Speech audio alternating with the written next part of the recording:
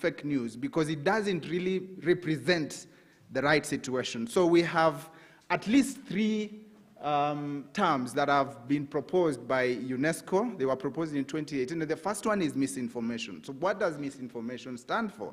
It is false connection or misleading information with no intent to harm. Then we have disinformation, false content, imposter content, manipulated content, fabricated content, and so on. And we have malinformation. Malinformation, some leaks, some harassment, some hate speech, whose key intention is to harm. Then we have that last term there, which I will actually be concluding with in my presentation. So then, to what extent did fake news impact on the work of journalists in the last election? The problem is that journalists were operating in an ecosystem where the information has already been poisoned, all right? And our role as journalists is to be messengers of the same information. In fact, this paper was inspired by that question by Zubeida Koome. On that day, they were having the gubernatorial debate in Nairobi.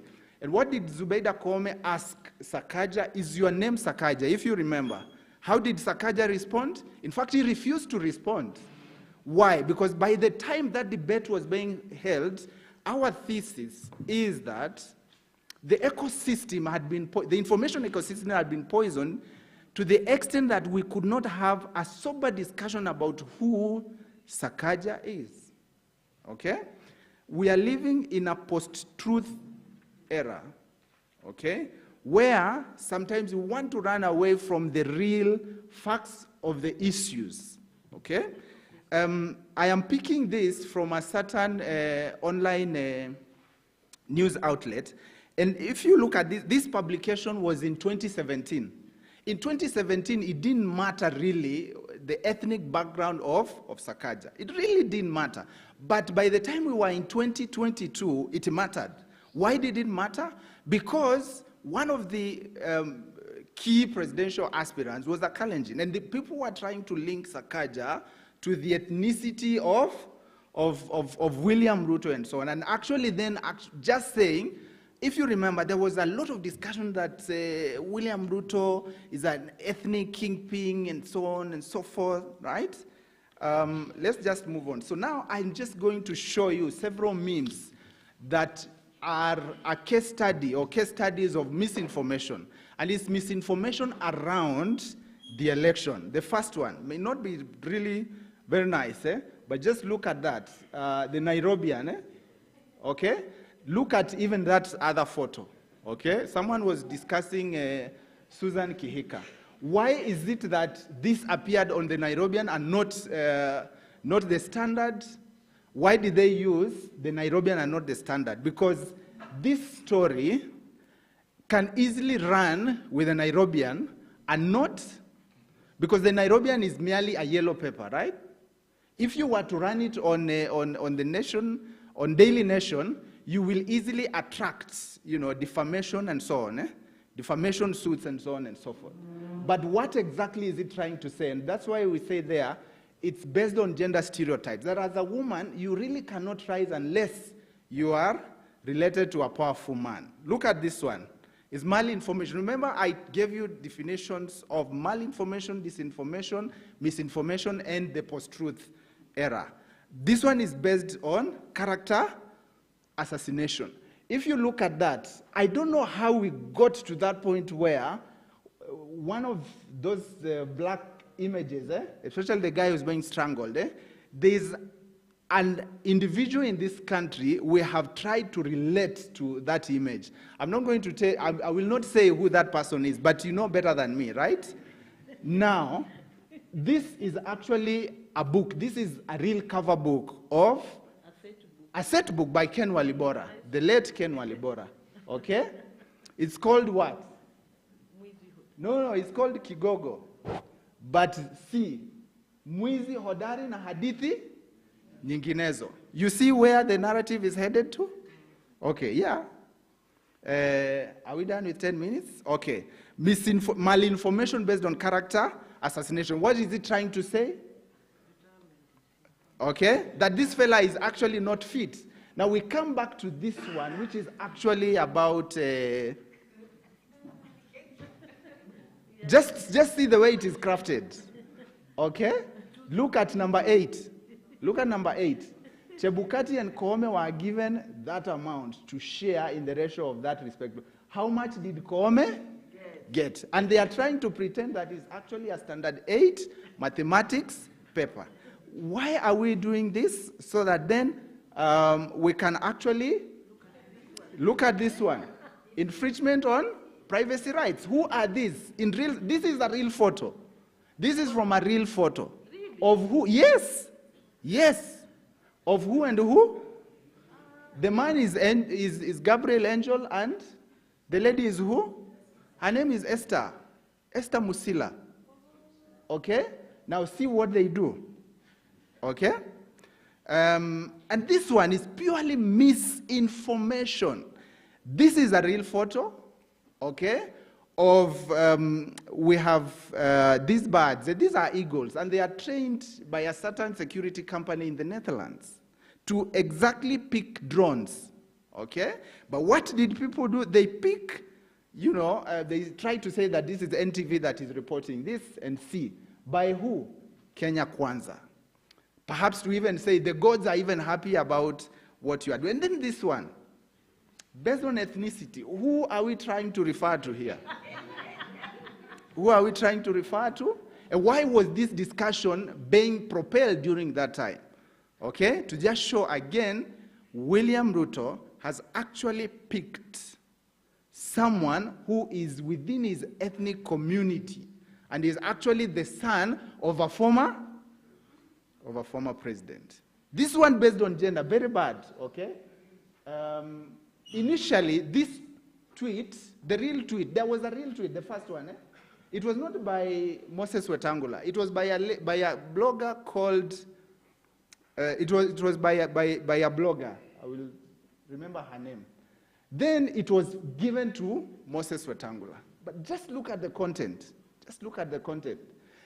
Even the guy responding here does not even know that actually this is misinformation. And so many of us were part of discussions during that period, even to discussions about fake news, okay? What is the way forward? We live in the post-truth era where we need to start interrogating issues deeper. Like, for instance, what Dr. Agada was presenting. Perhaps the issue is not just blaming the Supreme Court, okay, with the language they use, but let us set up desks to counter that kind of misinformation, because we live in a period where we have what we refer to as a misinformation disorder. Thank you.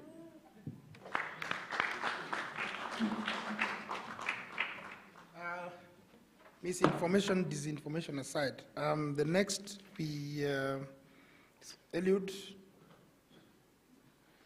Karibu Sana.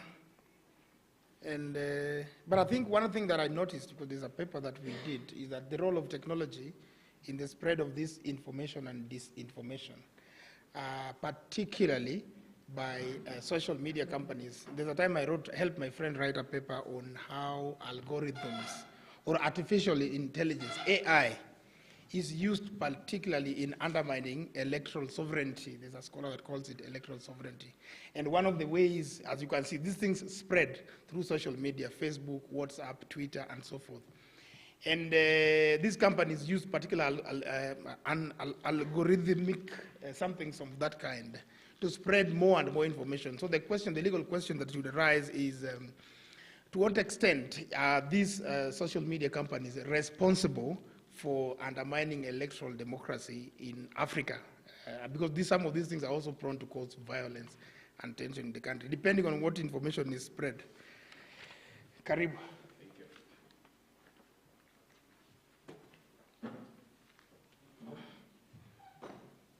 Still morning. Good morning.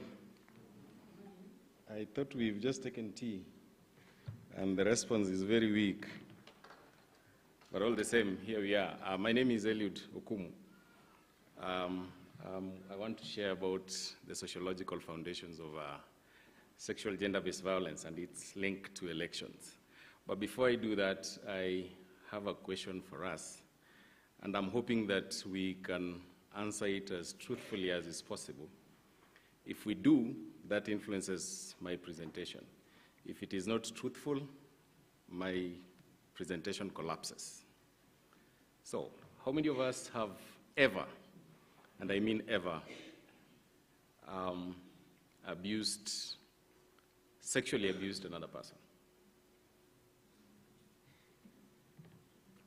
Any one of us who's ever sexually abused any other person? Anyone? You know, if you're dealing with chi-square, then there is always the expected observation and the real observation. Now, the observation I'm seeing is what I actually expected. As to whether that is true or false, I don't know. They're embarrassed to say? Okay. You have DCI in the house. So sexual, I'm talking about sexual, gender-based, sexually abused anyone. You have, you have, yeah. Okay. Anyone who's ever abused anyone sexually? Anyone who is looking for opportunity to abuse someone? For instance, if we go for elections, how many of us are looking for opportunity to abuse someone? No. In the room? You guys are so good, right? Yes. I'm preaching to the already converted. But this is the thing. That is the basis of my presentation, that I'm trying to discount the fact that we often say that emergencies are the reasons why people engage in gender-based violence. That emergencies provide an opportunity for people to engage in gender-based violence. But my argument is that, you know, people who engage in sexual gender-based violence, it is not the elections. They actually have the intention, they're actually prepared to do it, they have actually been brought up in a way that sexual gender-based violence is normal to them. But if none of us in the room is going to engage in sexual gender-based violence, then it tells us that if we had people like us in the room, then we would not have sexual gender-based violence. We can't claim, therefore, that emergencies such as the drought that we have is the reason why somebody would engage in gender-based violence. And that's why I'm looking at this from a sociological point of view, from a societal point of view, that the problem is not the elections, the problem is the society that you're coming from. I'll only speak to the concept sociology because I noticed that a couple of us here are lawyers from the way you speak. I don't have the numbers, but in sociology, we study people, we study behaviors, we study groups, we study how people acquire behavior. Acquisition of behavior is an important aspect of a sociological study. So that is what I'm looking at, and that's what I'm saying, that sexual gender-based violence, just like any other behavior, it is acquired. And once we acquire it, it is not that the elections will come, it's not that the drought will come, but once we acquire the behavior, it's something that we live with. I'll skip the objectives, but then look at, just say one word about the methodology of this study, that this is a systematic review. It's not based on field data, but it's based on existing literature that have been published out there, and largely qualitative studies that have been done. And then drawing a bit of data from DHIS, and also these other organizations that are acting on gender-based violence. The first question I would ask is, where do we get information about gender-based violence? These are the common sources, the social media. And I'm mentioning social media, and those from Egerton would be embarrassed to note that in one of the Facebook posts the other day, I think that was last year, there was a doctor from a department I will not mention, who apparently abused the wife, the brother-in-law, took a photo of it and posted it on Facebook, a doctor. What I'm intending to demonstrate with this is that it has nothing to do with our level of education. It has nothing to do with our status. So our status does not influence us, not to engage in GBV. Our status has nothing completely to do with sexual gender-based violence.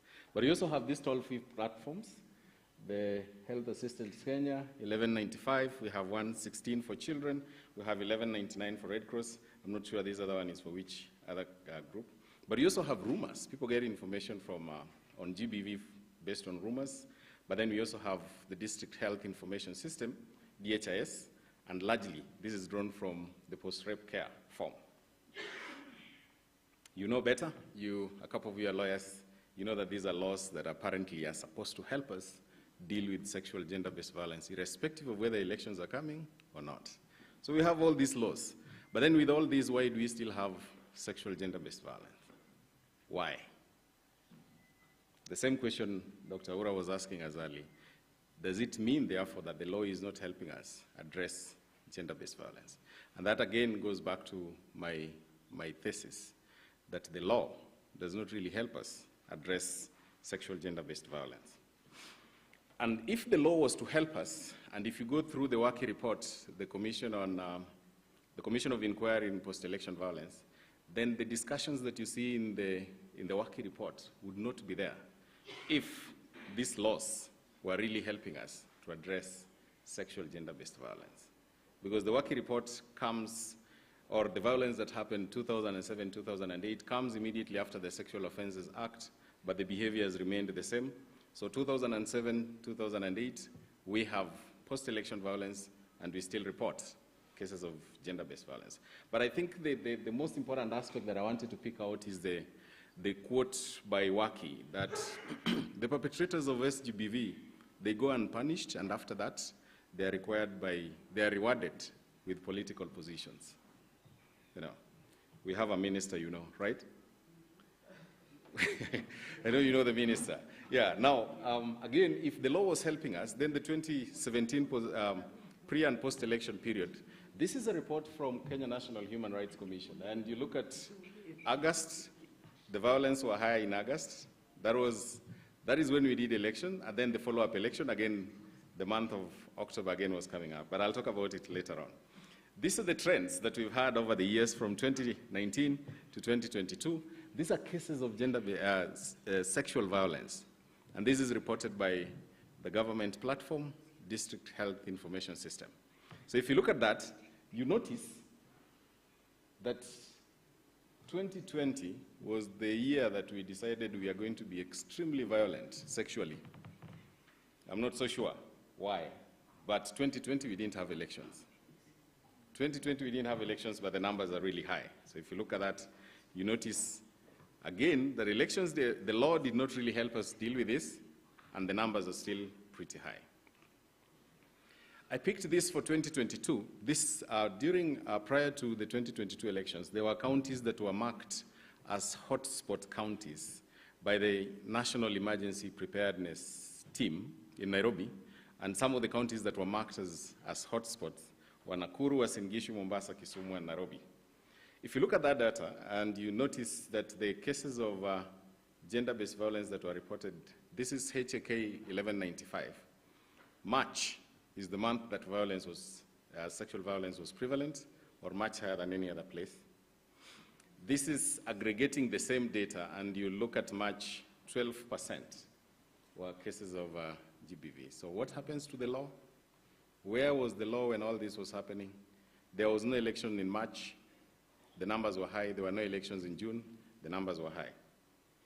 Now, so then, this is where I come in, that from a sociological standpoint, we might want to look at the causes of gender-based violence from the sociocultural norms that our society hold. One of them is the fact that through socialization, the fact that if you're brought up in a family where let me use the other side, where the woman is beating the husband, chances of you becoming very strong as a woman to beat your husband, the probability is very high. The opposite is also true through a process of socialization, because children learn out of imitation, they learn out of observation. So perhaps that's where we need to start. Number two, the patriarchy that is very dominant in our society today. We know that most of us, including top women, we carry our father's names. We don't carry our mother's names. Why? The women in the house, do you have your father's names? Yes. Why not your mother's? So we are still perpetuating patriarchy. Now, another reason why sociology is important in this sector is the fact that studies have demonstrated that the people who commit sexual gender-based violence are commonly known to the survivor. Now, what does that tell us? It is the uncle, it is the husband, it is the auntie, then we can't blame elections. We have to blame where all this started. And then we also know that there are cases where groups of people connive to commit gender-based violence, especially gang raping. We also have this thing that men have authority to discipline children and women. Where that authority came from, of course, is our community. 3 months ago, I had a chance to engage the boda guys in Kisumu, and I asked them the same question I was asking you: how many of us have ever, abused our partners? And out of 100, 60 carried up their hands, 60 of them, and they were very happy. And they told me that it is the right of a man to discipline a woman kidogo tu. That's what they told me. Now, where are they getting that? The society. This video was trending. I wish I had time, I would play it. This video was trending 2-3 days ago. This woman was being caned by some men somewhere in Nyanza, Luo Nyanza, which is against our culture. I'm a Luo. She was being caned for having cheated on the husband. And I was asking, where was the man who she cheated with? So the woman was the one who was being caned. She was making a lot of noise. In our communities, again, the perpetrators have gotten a way of, securing immunity. Why? Because our society wants to protect the man. That this man is a husband, this man is an uncle, and therefore we shouldn't take that anywhere. That should not go anywhere. We should keep it in our society. So again, that is from a social standpoint.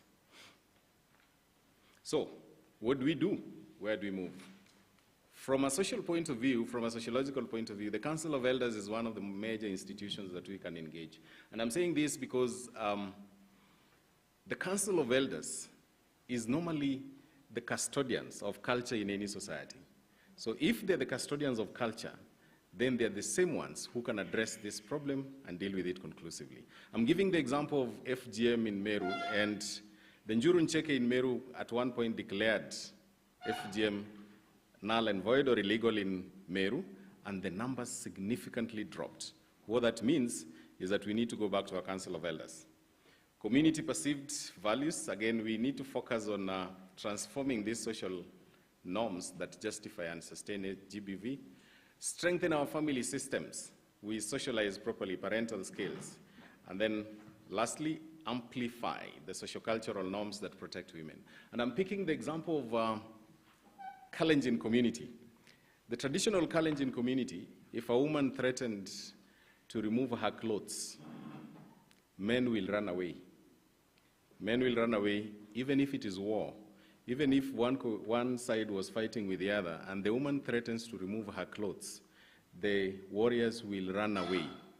Of course, we are not saying that that should be done today. The modern day warrior, if you tell them you are going to remove your clothes, they'll tell you go ahead and remove, But the value in this is that traditionally, the Kalenjin man or woman, the Kalenjin man respected and would not dare see the nakedness of a woman, because that woman could be your mother.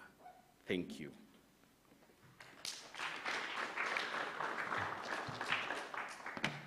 Thank you so much, Eliud. I think much engagement, particularly on the normative and institutional reform that you propose, will come much later. Amos and Kivuva, are you here?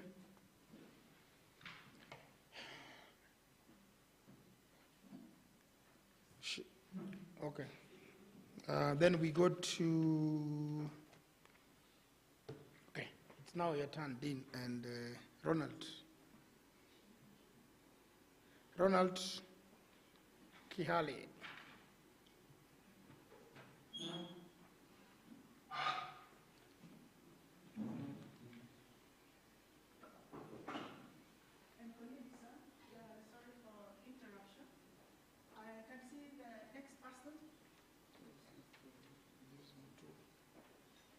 James Mutua is not present, and we are, well, oh, then come here.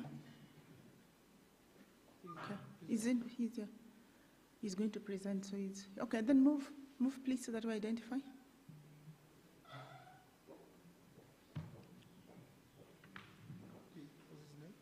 James Mutua. I am going to suggest, please, because of time, and even if your paper is put in the afternoon or tomorrow, and there's space, we'd rather deal with it today to give us more time tomorrow to maybe do something else and relax, because we want to finish tomorrow as early as 11. So if I request you come and present, because anyway, we are coming here because we're already ready to present. So don't shy away. If I request, just help us to save on time. We lost a lot of time yesterday. And today, if it means you're going to go up to 6 to enable us finish tomorrow early, I'm going to seek your indulgence and allow me to just violate your rights for only 1 hour. You know? Thank you. So who's presenting now? You? Okay, so. My stomach is having an ache. I don't know why. I'll present while I'm sitting.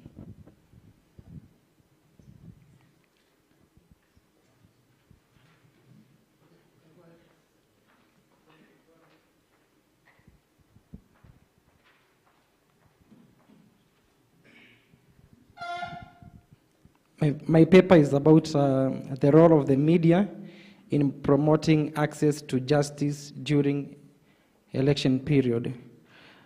My name is James Mutua, a journalist. Jim Morrison said, "A country which controls the media may control what information reaches the people and what information does not reach the people." The media is a lifeline of a nation. It provides not only information on what may affect the normal human being in their day-to-day functioning, but also by other features, keep them informed of developments, national and international. The reach of the media and the effect it can have on general public has always been recognized and never been disputed. Yeah, that's my name. You can see those catchy headlines there by those papers. Next. Yeah, that is Jim Morrison. He said, "Whoever controls the media controls the mind." Next.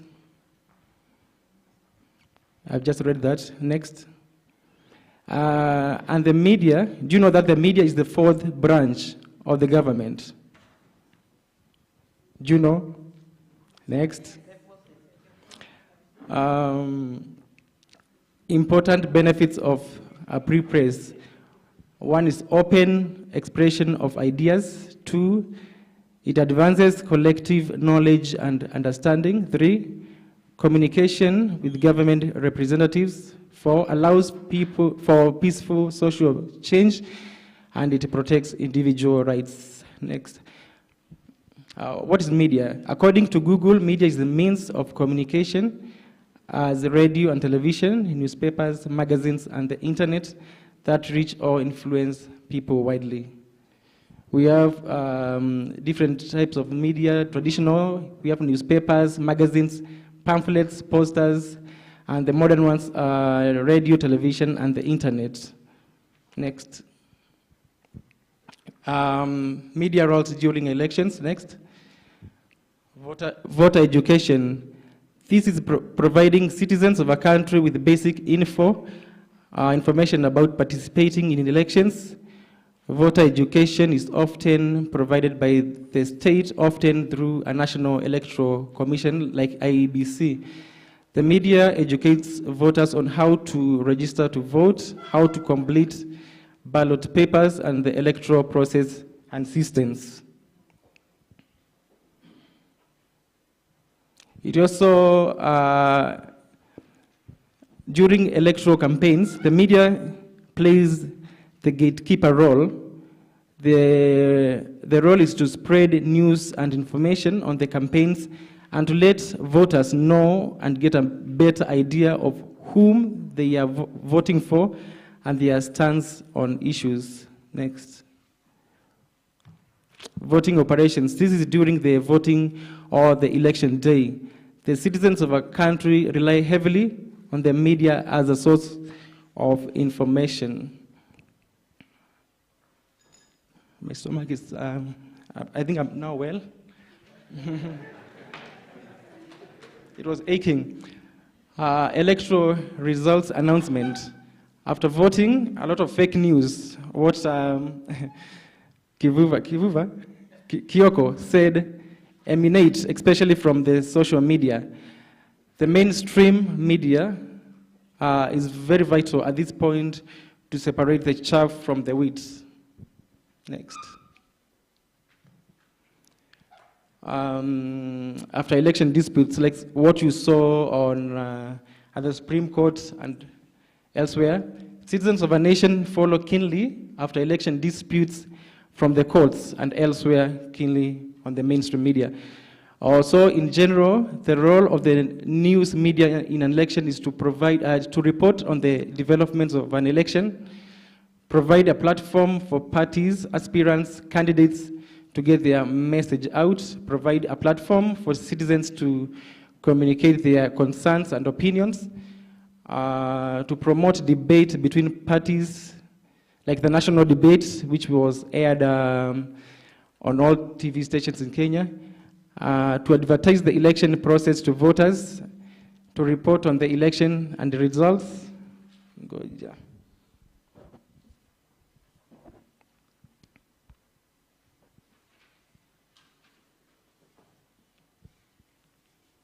A report on the ballots after the poll happenings, and my final thoughts. It's in question form. My final thoughts in questions form. Why is it important to read multiple sources of news? Another one is, why is it important to detect opinion from facts, and how do the media influence the health and strength of a democracy like Kenya? Let me answer the first one. It is important to read multiple sources of news so that you can get real facts, so that you can differentiate fake news from the facts. So that's my presentation. Thank you.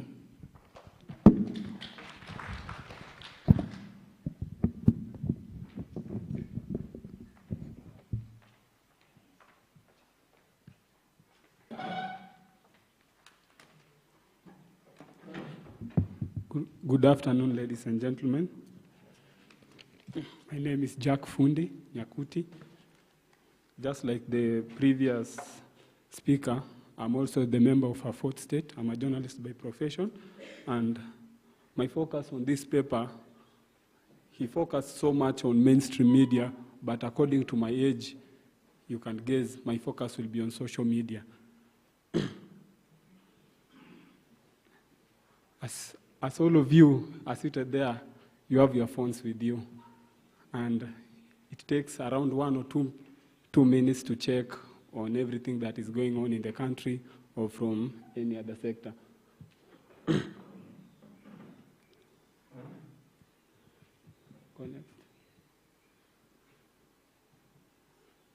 Social media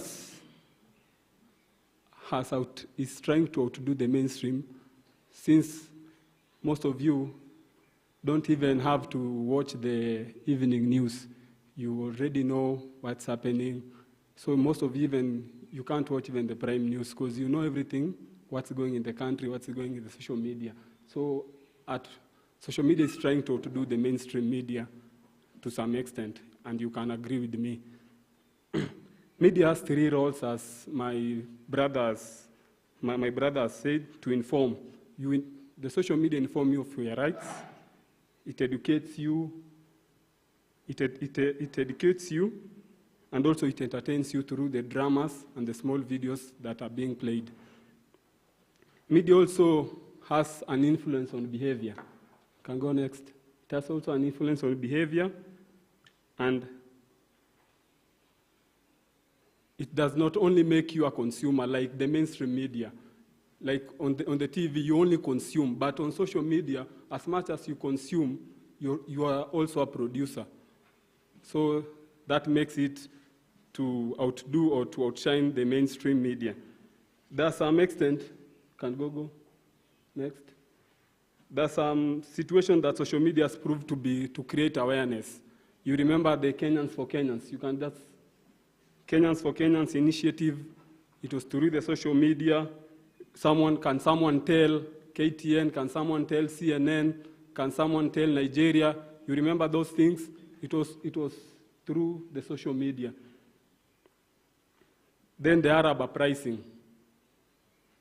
There it goes.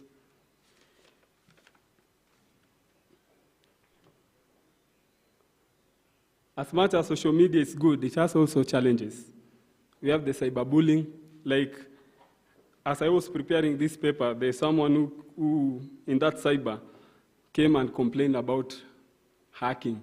Her Facebook account was hacked. So social media has so many challenges like cyberbullying, lack of privacy, fear of missing out, and it also, in the family, sometimes in the house, the dad is busy on the phone, the mother is busy on the phone. So the family interactions, it's minimal. Even a child can't even communicate to the other, to the parent, but all in all, social media is good, and I think it's the way to go since it's accessible. We have it in our phone, just like Moses was asked with God, what are you holding on your hand? So what are you holding on your hand? It's the phone. I'll finish my presentation with a quote from Marcus Garvey. It says, work to make a dream a possibility to the next generation. And the next generation are the millennials and the XYZ generation. Thank you.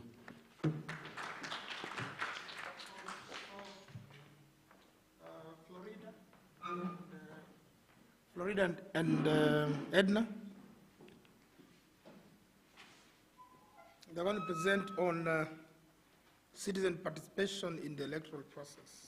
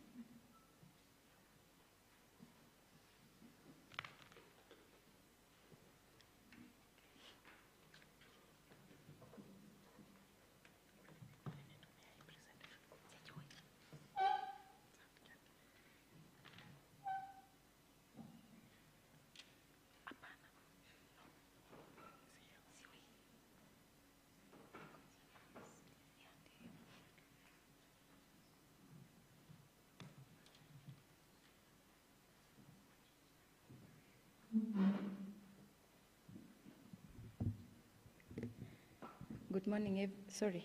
I don't know whether it's morning or in the afternoon. Sorry. Okay, good afternoon, everyone. So I will partly discuss about citizen participation in the election process, and then Florida will proceed towards the end. So I will start with the introduction. Now, the 2010 Constitution gave the citizens the democratic right to vote, and it is basically, Chapter 1 basically talks about the sovereignty of its citizens, either directly or indirectly, and it can be exercised at the county or at the national level. Now, the main objectives of this paper were to the specific objectives of this concept paper would to understand the following: the level of participation in designing, implementing, and evaluating government's policies and programs. Number 2, the level of interaction between the leaders, both elected and non-elected, and the voters during the whole electioneering period. Now, the third one will be to the effectiveness of the non-state actors in promoting citizen participation, influencing decision-making. And number 4 was the remedial measures to curb voter apathy and the recommendation. And the last point actually got me thinking about a documentary that was actually done by a local TV station that actually spoke about crowds for hire. I do not know, how many have watched it? Crowds for hire? So actually, the documentary actually spoke about how voter apathy was promoted during that time, and basically people would be paid to attend a campaign rally, and to some extent I felt that that hiring would actually intimidate people who would actually it would intimidate those who were actually voting or rooting for the people who were actually less, may put it that way. So such that, when somebody would be like, I'm not going to vote, and ukikaa chini umuulize, why are you actually not going to vote? Somebody would tell you, whether I go to vote or not, we already have a leader. I don't know. That was my thought. People would think already candidate X has already won even without my participation at the ballot box. So I think Florida will actually proceed with democracy and governance towards the end. Thank you for listening.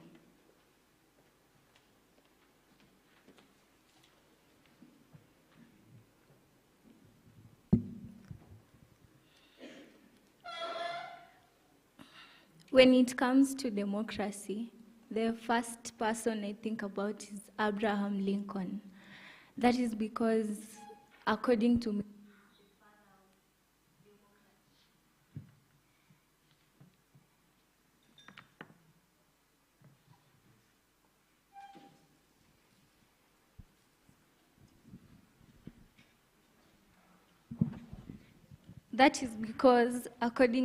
Abraham Lincoln is the father of democracy. And the best quote I like from him, is he said, "Vote elections belong to the people. If they choose to turn their backs on it and if they choose to turn their backs towards the fire and get burnt, it is upon them to sit on their blisters." So when it comes to the 2022 general elections, in regards to the low voter turnout, according to the statistics, 34.5% of Kenyans did not vote. That was only those people who voted were only 14 million, despite IEBC setting up 44,000 polling stations, which were accessible to the larger part of the population. So it makes me question, okay, fine, 34.5% of the population did not vote, but they're still in Kenya. So does that mean that their political opinion was not important in the next coming 5 years? Or what does it actually mean? So in this paper, we try to highlight, or it's some sort of a sensitization on why you should vote and the benefits of voting. And basically, since we are all intellectuals over here, we vote because your voice matters. We vote because your vote is what determines how the next 5 years of your life are going to be.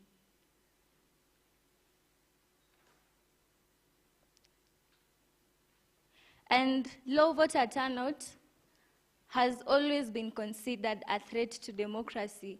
It has been repeated here severally. Democracy is the rule of the people, by the people, for the people. So if you do not speak out your voice, who is supposed to rule for you? Who is supposed to rule by what you want? So Next, consequences of a low voter turnout. As I have stated earlier, voter turnout has a long-term implication on a democratic society. In the case of Kenya, 5 years. 5 years with their voice not being heard. 5 years with people making decisions, people who you did not choose. But my point is, these people did not choose to not vote, but it's because they thought not voting was the better option. Because the political arena in Kenya was more dominated by people who are more interested in advancing their political interests than the people who are committed to advancing the needs or the interests of Kenyans.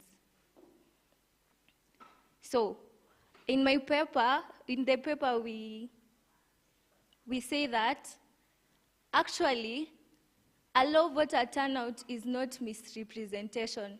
We cannot say that the people who did not vote did not want to have leaders. It is actually just a show of discontent or lack of confidence in the leaders that were supposed to be chosen. So what does that tell us Kenyans? Despite being considered among the best democratic societies, according to Jakaya Kikwete's report as an election observer in the 2022 general elections, there is still more to be done. Okay, fine. We are democratic. The election was among the most transparent elections in Africa. But what about the voice of the 34.5% of voters who did not vote? So generally the way forward, since my time is a bit limited, it is important that you and I understand the importance of voting. And we are just a section of the population of Kenya. So it is important for the whole population of Kenya to understand why they need to vote. Because that is the only time that we get to exercise the sovereignty that we, the people, have granted ourselves in dint of Article 1 and 2 of the Constitution of Kenya. So we go forward to propose the need to conduct civic education to empower the youth and the general population to vote.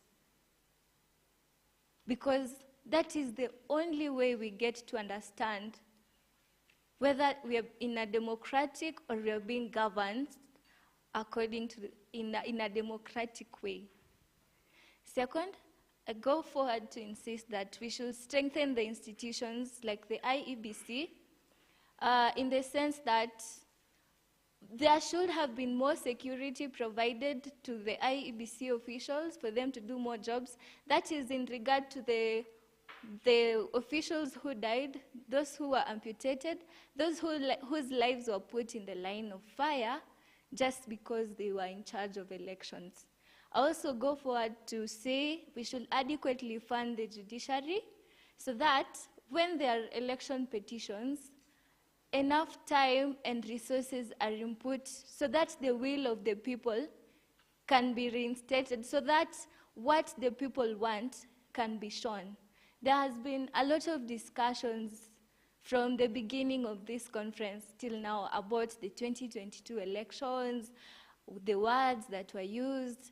Some of us, okay, most of the population did not understand the sci-fi part, the biometric part of the evidence that was being presented in court. And we all watched the news and we saw the controversy that was there. Julie Soweto, I've forgotten the Somali lawyer. Everyone had something to say and we were confused. It was Mahat Somen. We were confused. So there is need for even the normal Kenyan who voted and does not understand biometric voter registration to understand how how come it was like that? And because of time, I'll end my presentation there.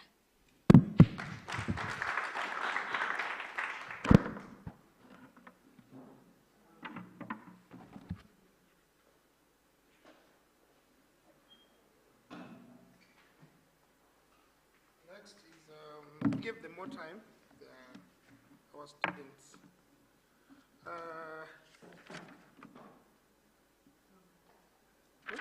Robert, yeah, Robert. Robert, you can come. Robert is going to present on the role of civil society organizations in promoting access to justice in democratic space.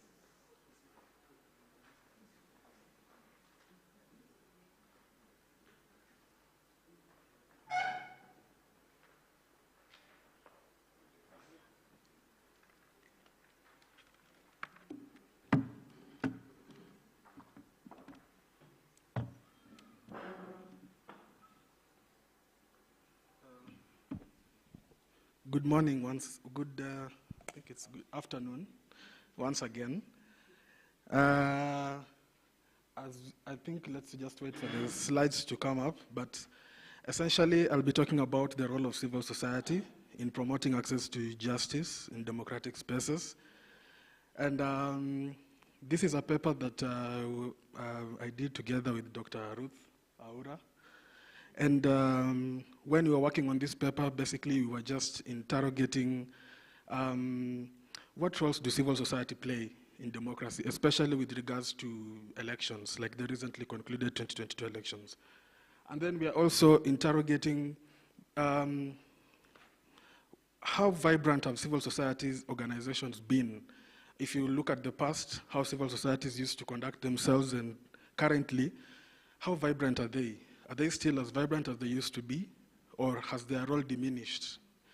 So essentially, that's what we were looking at, and I'll try as much as possible to summarize this, because we've had previous speakers talk about the role of the media, which is part of civil society. So I think I will not want to rehash a lot of things that they've already talked about.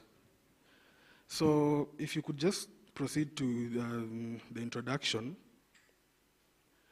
So basically, I think I've already talked about that. You can go to the next slide, conceptualization of civil society. Yeah, basically here we're interrogating what exactly is civil society. And from our research, we found that there is no homogeneous definition of civil society, because civil society takes very many forms. And they have very many characteristics. We have think tanks, we have universities, we have the media, we have NGOs, PBOs, faith-based organizations. So they take very many forms. So we cannot have a specific way to define civil society, but what we can do is just give some of the characteristics of civil societies. For example, the fact that they're independent and they're voluntary in the activities that they undertake, and that they're free from the state. And one thing that comes out clearly is that civil society are mostly antitheses to the government. Antitheses in the sense that they're always in constant confrontation with the government, especially in the past. You would see that civil society are always opposed to how the government is doing things, because they are trying to fight for democracy and for protection and promotion of human rights, which the state cannot always guarantee. And in doing this study, we used the human rights-based approach in the theoretical framework, because access to justice is essentially a human right,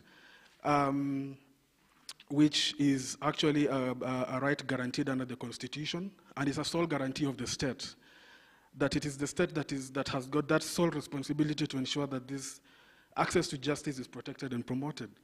However, we are arguing that in as much as it is the sole responsibility of the state to do this, to protect and to promote this human right of access to justice, civil society also have a role to play in terms of this protection of this human right. And they therefore have a shared responsibility with the state to ensure that this right is protected and promoted.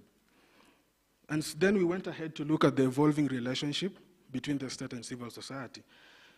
And this is a bit deep, but I'll just try to summarize. Essentially, we know that in the past, civil society was very opposed to the government. And in fact, if you were found to be against the state, you would suffer some sort of repercussions. We've seen civil societies being deregistered in the past. We've seen them, we've seen those people who were in those civil society organizations being detained arbitrarily, being arrested, being tortured. You remember the Green Belt movement by the late Professor Wangari Maathai. You remember how she suffered just for fighting for the environment. So those are the kind of things that used to take place back then. We look at the media. Back then, there was only one television station, the Voice of Kenya. And so it was difficult to maintain the independence of these civil societies. And now, as civil societies have evolved, if you look at how civil societies operate currently, you can see that at least they are now enjoying some sort of independence. You look at, for example, right now, we have so many TV stations. They can come out, they can expose corruption scandals, they can come out and expose any forms of malfeasance in public offices, which is not something that could happen in the past because there could be repercussions. So essentially, that's what you were looking at when you were analyzing this section to do with the evolving relationship between the state and civil society. And then we went ahead to look at how has civil society been involved in democracy, which is the gist of the paper. And so we came up with a number of roles for civil society. We have the watchdog role, we have the civic education, we have the partnership role, and we have the advocacy role. So when you talk about watchdog, we all know what that entails. Basically here, civil societies are just there to monitor the government. There are some sort of a system of checks and balances to make sure that the government is kept accountable, because if you don't keep the government's power in check, then there would be a lot of issues, and they're not likely to promote and to protect democracy. And so we've seen, for example, we've seen civil society taking up the roles of electoral observers, making sure that the elections are conducted in a manner that is free, fair, and transparent. And you'd even see during an election petition, you'd always see civil societies are part of the parties who are making submissions because they had the opportunity to observe the electoral process. We look at civic education. I think civic education has been talked about. Civic education is very important because it entails sensitization of the community. You sensitize people on the right to vote, you sensitize people on their human rights, and once people have that knowledge, then it is very difficult for them to be manipulated, because knowledge, as they say, is always power. And when you have this information, then you know that you can fight for your rights, because you are fighting from them from a point of knowledge. And so, therefore, if the government is trying to take advantage of your rights, then it would be easy for you to fight for your own rights, because you know that the Constitution says this, I have this right. And thankfully, civil societies have been able to fight for this right, because you look at, for example, the new Constitution, the dispensation of the new Constitution, the 2010 Constitution, it was mostly advocated by civil society. And you can see now the changes that were brought in, especially the entrenchment of the Bill of Rights in the Constitution. That is something that was fought for by the civil society. If we did not have that Bill of Rights entrenched in the Constitution right now, we would not see people enjoying this kind of human rights that you're enjoying right now today. Then, of course, we have the advocacy role. Basically, advocacy, just trying to advocate for people's rights through demonstrations, through picketing, through lobbying, through litigation. We've also seen this a number of times, whereby in case there are any, for example, just to expound on this a bit, if there are any amendments to the Constitution, for example, that are not in compliance with our values and our principles, you'd always see the civil society rushing to court to challenge the constitutionality of those amendments. So that is their role. That is part of advocacy, because through that litigation, then they are able to protect basic human rights that would be difficult to protect if there were no civil society, or if we just had the state as the sole guarantor of human rights. Like, for example, the Security Laws Amendment Act, we all know about that, purporting to violate very many human rights. And we have the partnership role. Partnership is very important, because without partnership, you realize that you cannot do all these things alone. And in as much as the civil society are mostly against the government, or they're always opposed to the government, they still need the government. And the government also needs the civil society. And that's why I said earlier that they have a shared responsibility. For example, you see, some of these civil societies face a lot of issues. And I usually remember when there's this time that they were really fighting against the government and the state was threatening to deregister them. For example, Haki Africa, because of how they were opposing the government and how they were operating. And if it were not for that partnership between Haki Africa and the government and international organizations who came in to smoothen the whole process, then you would see that some of these civil societies would actually really suffer in the hands of the government. So that partnership is very important. When you think about financial empowerment, resources, these civil societies need these resources for them to operate efficiently. Without that partnership role being effectively and efficiently ensured, then they cannot be able to operate because they need the funds to carry out their activities efficiently and effectively. And then now finally, the last section that we looked at is how have these civil societies been involved in the past and today in our democratic spaces. And I'll just mention a few. We have the disposition of one democratic elected president, which was brought about by the repeal of Section 2A of the Constitution. That is something that was brought about by civil society. Back then, the Law Society of Kenya and the Kenya Human Rights Commission and those sort of civil societies. They're the ones who championed for that repeal to bring about or to birth multipartism, which now enables us to elect leaders of our choice. And so we do not have to have one person ruling until they die or for age limits like one of the MPs was proposing recently. We look at educating people about democratic rules. I think I've talked about that. I'll just skip that. Fight against corruption. I think this is something that we've also seen civil society doing. And I think the best example I would give here is the media, which someone has talked about previously. That right now you don't just do things and get away with them. You know, we have the media which has the responsibility to expose some of these corruption scandals through whistleblowers. And, you know, people are no longer afraid to do these kind of things because now we have got a democratic space. We've got a progressive constitution that guarantees our rights and our freedoms to speak up whenever we feel that something is not going the right way. And a very good example of a partnership between CSO and the government is the Ethics and Anti-Corruption Commission, which has been able to partner with civil society organizations on the ground. But again, this has not been very effective. It has not been very effective because we know that corruption is still a deeply entrenched problem in our electoral system. And so it's upon us to ask ourselves what difference should be done by civil society to try and eliminate or to reduce this corruption. And again, just to finish, one of the problems with civil society, in as much as they are trying to fight for democracy, one of the factors that hampers this democracy is ethnicity. Ethnicity. Because people will not vote based on the fact that you are told by a civil society organization that this is the right leader that we want, or that this leader will bring change. People will vote mostly based on the fact that, this leader comes from my tribal line, this leader comes from my community, and that is very prevalent in our electoral system currently. And so that is one of the things that I think we could have a discussion on, how do we go about it, because it would seem that it really hampers the role of the civil society organizations.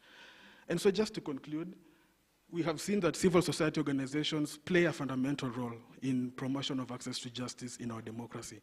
So it is upon all stakeholders to come together to strengthen these civil societies, to strengthen their structures and to strengthen their mechanisms so that they can be as vibrant as they used to be in the past, so that we can have a promotion of access to justice in our current democracy. Otherwise, thank you so much. I yield the floor to the next presenter. Thank you so much, Robert. Ronald Kihali, for finishing with that comprehensive presentation on the role of civil society. In other areas, in other fields, we call civil society social movements.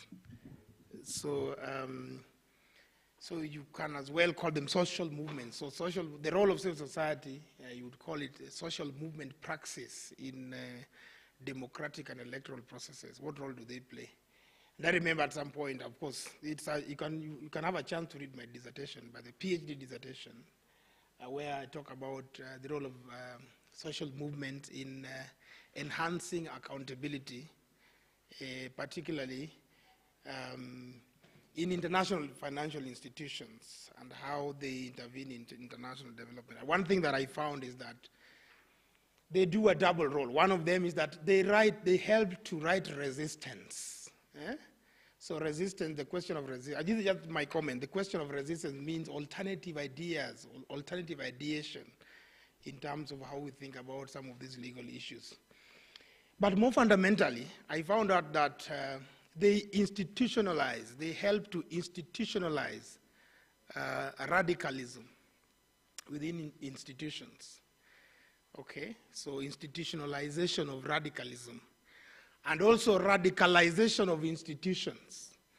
It is something that I found that social movements do play in different spaces whenever we're talking about law. Yeah, I mean, the topics here were varied from the role of fake news to the question of gender, sex, SGBVs, sex, gender-based violence, to the role of media, including social media, and now and how to enhance democratic processes, particularly through the role of social movements. I'm the only barrier between you and your lunch, the right to food, so we will take very few comments and questions, and I open the floor now for participation. Strictly one question only per person. So if you ask a question, no comment. Okay. Something that was directed towards my direction on the presentation and what was ascribed to the court being branded fake news.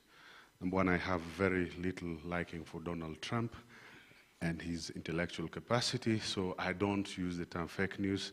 I'll use misleading news. What was ascribed to the Supreme Court is factual. We are assessing what the court did according to the normal canons of behavior and conduct expected of the highest court of the land. Secondly, my younger brother, who was presenting on social movements, civil society, I'm affiliated to Katiba Institute, and the picture is not completely accurate when you say we are always going against government. The focus is, why is government always on the wrong? Why is government always on the wrong side? So the focus should be on why government is not doing the right thing, as opposed to the focus being on civil society. Institutionalization of radicalism.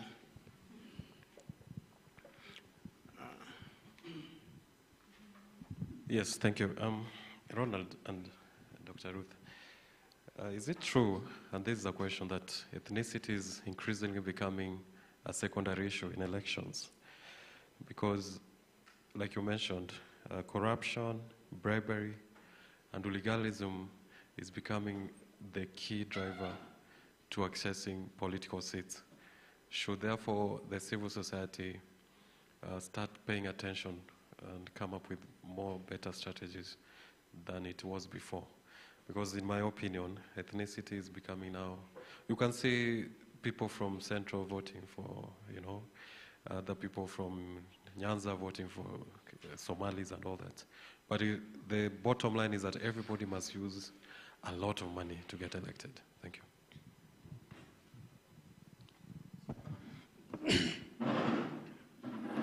Thank you so much for the presentation. Dirango Ngonjiri, my name. My question is to Eliud. You talk about gender-based violence, and you talk about the women having our fathers' names and the like. Maybe recently I've done some observation. There are many men that have their mother's names as their surname. Maybe out of this, why is this coming up, especially from Central Kenya, sorry to say so? You find most of the young men, they have their mother's name as their surname. Is it something coming up in a different way? Is it sending different message to the society? Then to Kioko, about the fake news. Yes, the fake news are there. How do you recognize them? Remember, you have many people out there who don't know how to recognize fake news. Then after recognizing the fake news is fake news, what do you do after that? You find most of us, they do maybe forward or they retweet about the fake news. And does the data commission has a role on fake news? Thank you.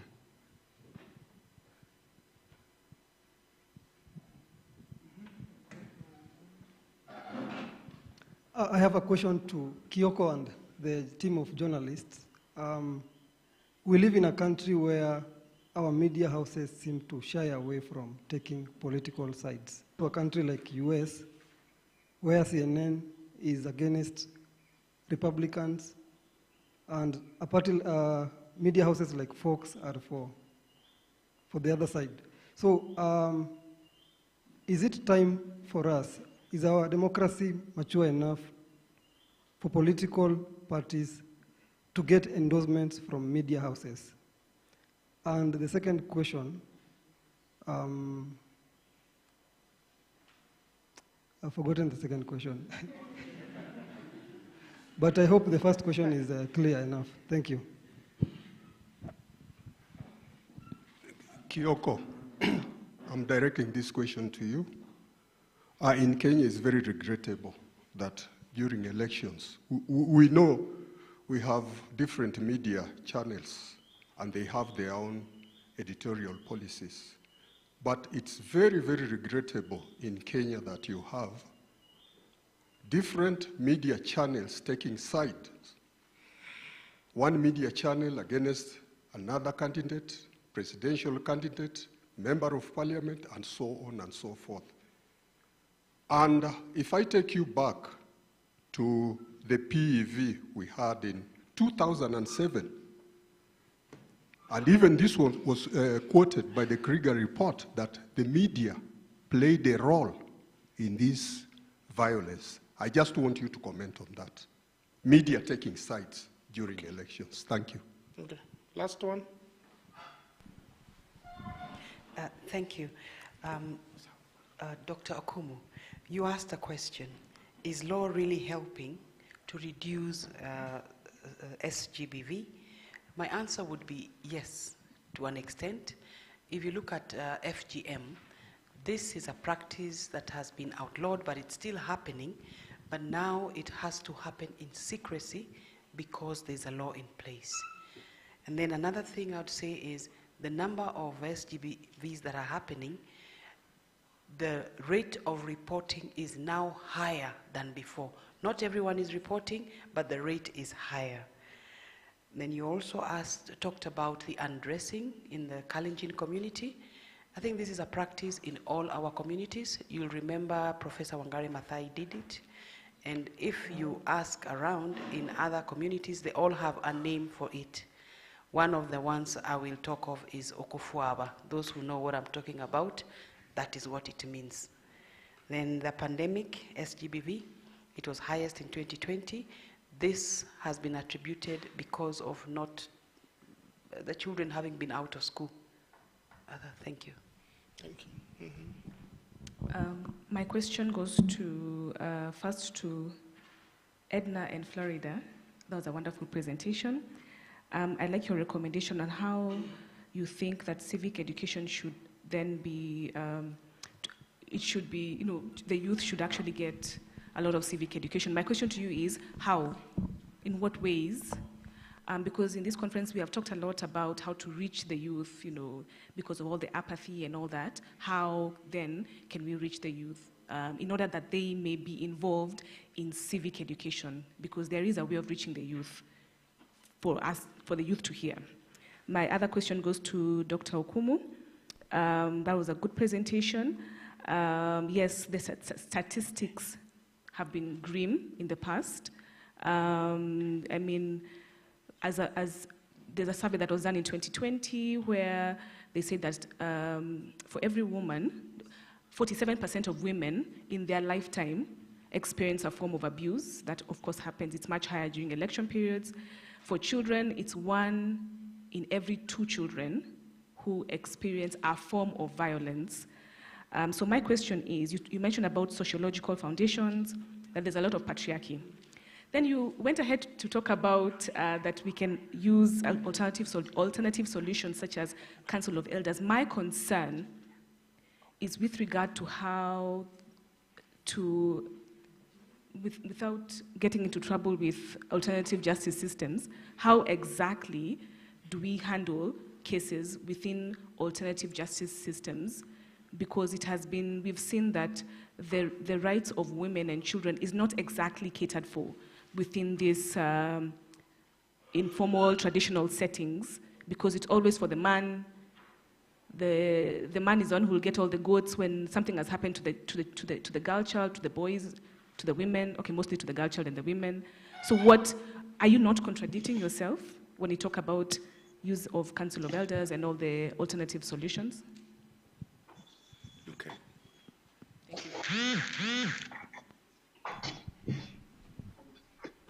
Thank you. To the journalists on the panel, we just had the first maiden Africa Fact-Checking Summit in Nairobi a few days ago. My question is, to you as journalists, where is the lapse? Have you had enough training on fact-checking, or do we put the blame on all the other people? Like, what's the problem? What's wrong with the fact-checking system? Thank you. Okay, I'm just going to read some comments online so that as you respond to everything. Deep insight there from Eliud. I hope someone will share a psychoanalytical perspective on the cause of SGBV. Is there a link between psychological trauma? Is there a link between psychological trauma as a result of emergencies and SGBVs? Wahoo says, I have a question to Ronald and Dr. Ruth on matters ethnicity. Is there anything morally wrong with voting in line with your ethnic groups? Given that as Africans, we are characterized as a communistic approach or outlook in life, what is problematic in voting with a view of having one's community best interest? Should we adopt rather a communistic approach to elections, such as consensus democracy that's rather communistic in nature as compared to constitutional democracy that tends to numb our communities? Yeah, so you can respond. I'll start from here. You'll take strictly 2 minutes. You don't need to respond all questions. Yeah. Okay, the question is how exactly should we reach the youth? Yeah, to have them educated about voting. We all know that the youth are reachable on social media, and we can make it more fun and interesting through hashtags, through using celebrities as, like the way using celebrities, the people and the population they relate more with promoting such agendas, instead of conducting forums in halls and making them tired and all. About fact-checking, I think people ignorance. They don't want to double-check. That's why I left you with a question. Why is it important to read multiple sources of news? It's simply to fact-check. Right? Yeah, and my brother there asked about political sides.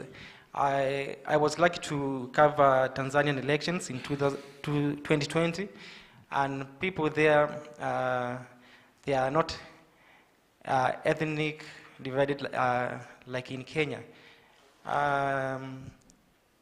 In August, you are finding that people were watching the station which favors them. Like tuseme Raila akienda juu NTV, wanaenda Citizen. Wakienda Citizen wakipata ameshindwa, wanaenda KTN. So I think political sides, taking sides, it boils down to ethnicity. Thank you so much. So maybe I start from where he left. Have we had enough training on fact-checking? A lot of it. There were 1,001 organizations that were doing trainings on journalists, on fact-checking, led by the Media Council of Kenya.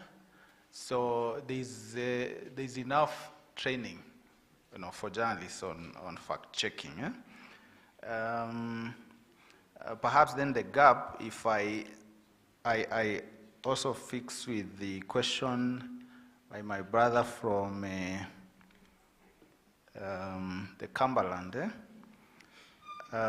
is that perhaps the gap is in the approach. And that would also be the question about, does the data commissioner have a role? It's a very delicate role, because sometimes if you push people so much, sometimes it is interpreted as taking away the freedoms of expression, freedom of the media, and also the right to access information. So it has to be balanced so that then it doesn't come out so much as a criminalization of some of these activities. Is our democracy mature enough to give endorsements to political candidates? I think we need to have a discussion with you, because you may have a different approach, I may have a different approach, but can the Kenyan media really do that? Perhaps it's not whether our democracy is mature, it's perhaps whether the media houses in the country have grown to a point where they can actually endorse. And I will even return a question to you. The Kenyan population has a way of demeaning journalists, and especially in the recent past. It started with, well, let me not name him, but why have we been calling the Kenyan media Githeri media? We are, with such terms, do you think even if you were to endorse someone, you will even have respect for them? There was, of course, this debate on whether Citizen, the Royal Media Services had endorsed Raila Odinga and the Azimio team. Is it true that Citizen TV had endorsed the Azimio candidate? The answer is no. You are advocates, and you know that there is a difference between the institution and the owner. It is the owner who endorsed the Azimio candidate, not the institution. Of course, again, that's a delicate discussion, and we can continue with the discussion at lunchtime. Thank you so much. Just the last one with Dr. Ogada. Maybe we continue with you after lunch. But basically what I am saying is this. From where I sit, I don't see anything wrong with the language of the ruling. What I'm saying is there's an information disorder in the ecosystem of information within which that ruling is delivered. And that is why some people, are having different opinions, whether it was, nice to have certain words and so on and so forth. And that is how now the question of fake news comes in. And it's about misinformation, and that is why you see such ripple effects coming about. Thank you. I'll just comment on the media taking political stand. Just like we citizens have interest in politics, I think also media have interest. But the problem is when they decide to revisit. Thank you. Thank you. I'll start with the online question, the psychoanalytic perspective of SGBV. And note that Sigmund Freud, the psychoanalyst, proposes 5 psychosexual stages, and the key one that possibly links to SGBV is the stage that he calls the phallic stage, where there is the family romance. The girl developing sexual desires for the father, the boy developing sexual desires for the mother. And Sigmund Freud argues that at that particular time, the male sexual organ is much more fashionable than the female, and therefore the girl begins to blame the mother for having given her unfashionable sexual organ. But the key thing there is the domination that comes with it, that the men commonly marry their mothers and their wives. So essentially, if there is any slight deviation from what the mother is from the wife, that may invite violence. I'm saying may. Why are men having their mothers' names? I think one of the things that we want to interrogate is look at where this is coming from. This is largely from Kikuyu land, and mostly not in other places. But I want to imagine that there's some bit of matriarchy within Kikuyu land, and that explains why the the men seem to be taking the names of their mothers in that context and not in most other places. Is the law helping us? I do want to agree that to some extent, but what I'm asking is to what extent has that happened? And we note that the numbers have gone down, but people are hiding when they're cutting their girls. For example, in Korea, they cross the borders. For Kajiado, they cross the borders to the other end and practice FGM. The question then is, what was the process of this law that the community doesn't want to appreciate? That's a challenge that we may want to check. The reporting is higher, but the question again that I want to ask when the numbers are going high, is it because during emergencies there is massive advocacy, there is massive investment in people getting to know that they need to report and all that? Could that be the reason why reporting is higher during emergencies and not?